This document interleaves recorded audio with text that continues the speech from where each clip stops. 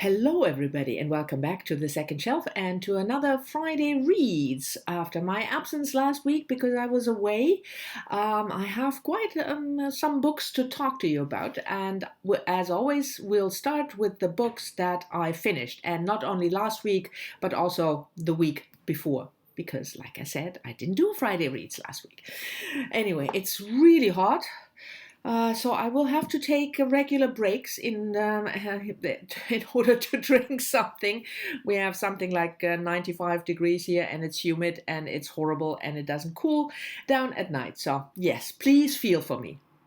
Anyway, the first book I want to talk to you about is this one, Moving Forward Sideways Like a Crab by Shani Moto.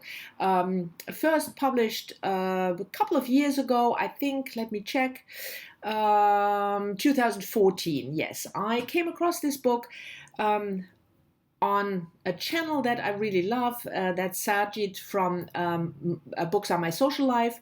I will leave a link to his channel down below, and he really loves Shani Moto and talks about her a lot, so I had never read this author, and I wanted to try it. For Caribathon, of course, but also for Pride Month. Caribathon because Shani Moto was born in Ireland, lives in Canada, but has parents from Trinidad, so she has Trinidadian roots.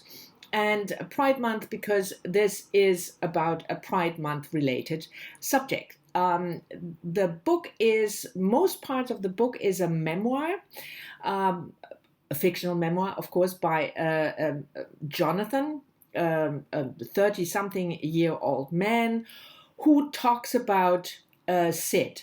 Sid used to be one of his two mothers, and they lived in Toronto, but Sid left the family for unknown reasons at that time when Jonathan was 10 years old.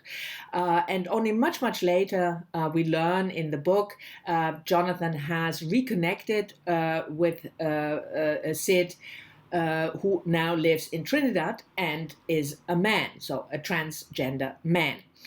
And most of the book is, first of all, about Sid's life, about the relationship between Sid and Jonathan, the family, but also a big portion of the book is about Sid's relationship with his best friend back when they were kids up to adulthood. I really enjoyed this, my first Shani Moto reading experience. The book is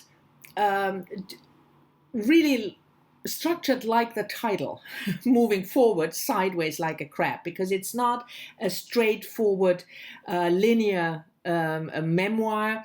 It is moving forward in time, but also it has side steps and back steps, and if you don't like that kind of structure, you might struggle a bit, but I definitely enjoyed it. The second book I want to talk to you about that I finished is a non-fiction book, an essay collection around one theme, and that is Angela Davis, Women, Race and Class, first published in 1981. Angela Davis, of course, doesn't need an introduction, Black feminist, activist, thinker, scholar, and I haven't read that much by Angela Davis, and I want to remedy that. And so I buddy read this one in May, towards the end of May, with Kathleen, who used to have a channel called Kathleen Ann, but sort of is taking a break from BookTube, unfortunately, but I'm sure she will come back at some point. Anyway, this is just what the title says. It explores the intersection of feminism, race, and class. And I thought it was really good.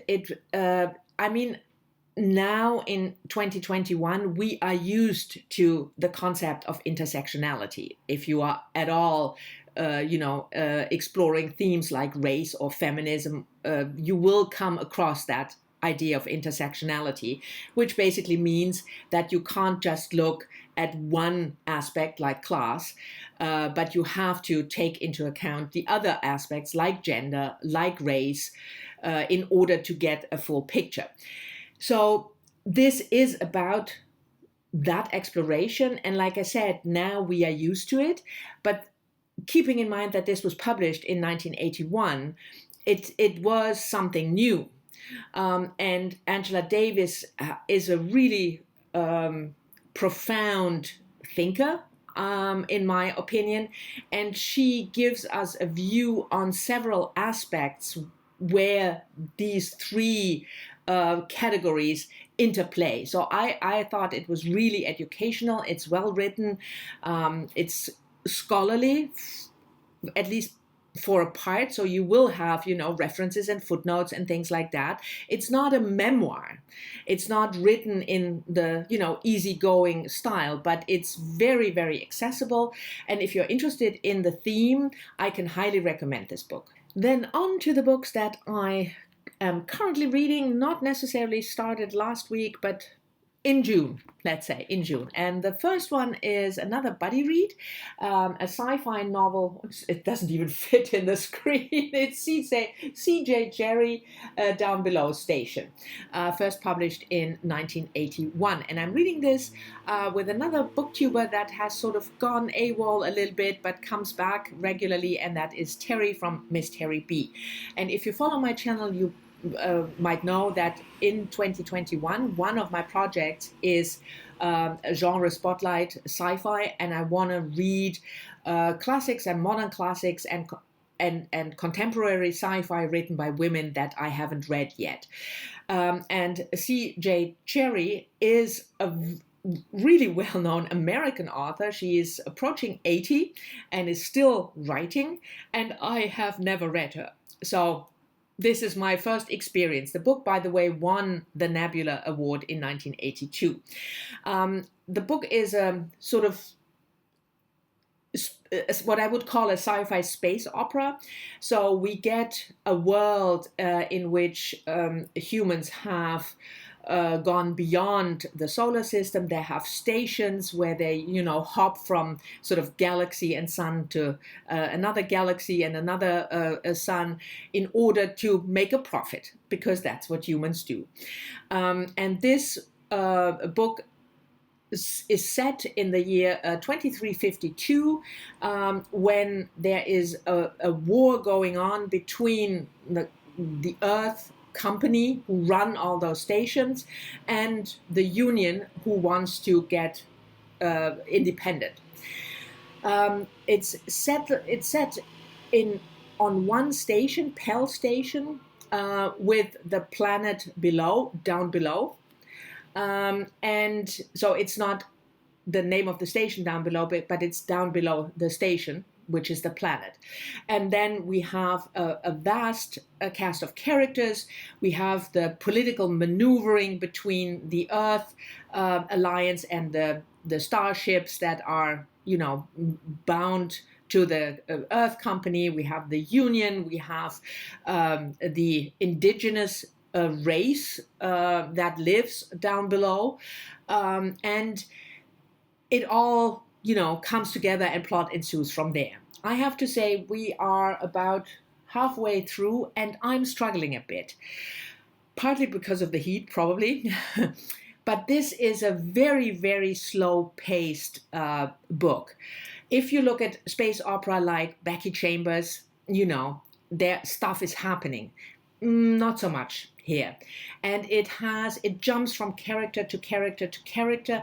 And I struggle, getting a grip on the story and the characters. So I don't think this will be one of my new favorite sci-fi books, but I'm certainly going to finish it and we'll talk with Terry about it. The other book that I started, that I'm currently reading, is also another buddy read with Heidi from My Reading Life, and that is The Door by Magda Szabo, translated from the Hungarian by Len Riggs.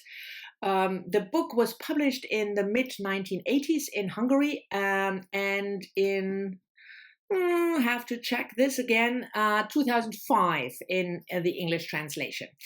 It is set in Hungary after the Stalin years, so after the 1950s, and spans a decade or two after that, from that beginning point after that, and is mainly the relationship between the narrator of the story, who is a writer, and the housekeeper, Emerence. Emerence is a quite enigmatic character. She has her very unusual quirks. She is also prone to violent outbursts if things doesn't go the way she likes. She's an older woman, by the way. And yeah, it's a very odd book so far. And for me, especially odd that I really like it, because there is basically no plot. It's just the character.